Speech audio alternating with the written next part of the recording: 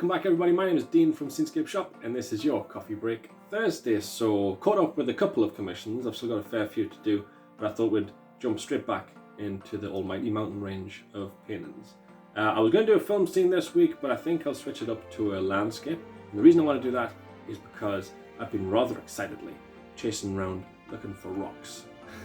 I love mountains, as you know, and I was looking for an ornament or some kind of desktop thing just to have, just to look at while I paint. And there's nothing much out there, so I thought I'd make my own.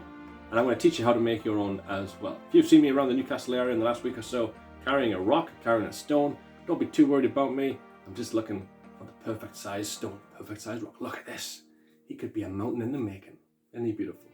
If you ever struggle to paint mountains, worry not. Look to the smaller stones. They are mini mountains in disguise. You can use these to look at and figure out how shading works on mountains, how crevices should look, how textured your mountain should be. I was really worried carrying this home the other day in case I saw someone I knew. Hi Dean, how you doing? I'm doing good. What's that you got there? It's my stone. I'll see you later. Come in all sorts of shapes and sizes. Look at the way light hits them in certain ways and brings out shadows. Really helpful in terms of mountain faces. And you use things like this in your garden when you're out for walks and stuff. Pick them up and have a look. And see how it actually works. Do they look like triangles in the sky, like my earlier paintings did? Or triangles? Or are they oddly shaped mountains? Okay? So I thought I'd paint my own mountain on a stone.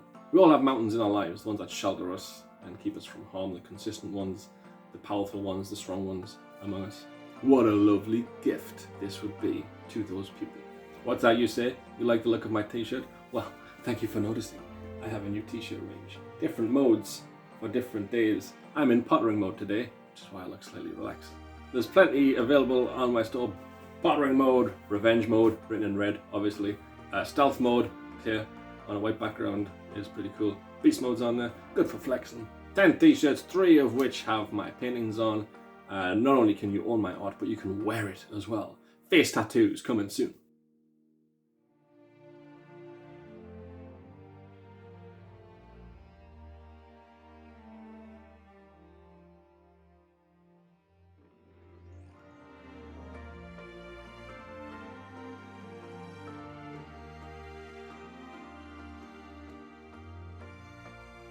I was just kidding about the face tattoos, but more t-shirts coming soon with a lot more prints on and different modes too.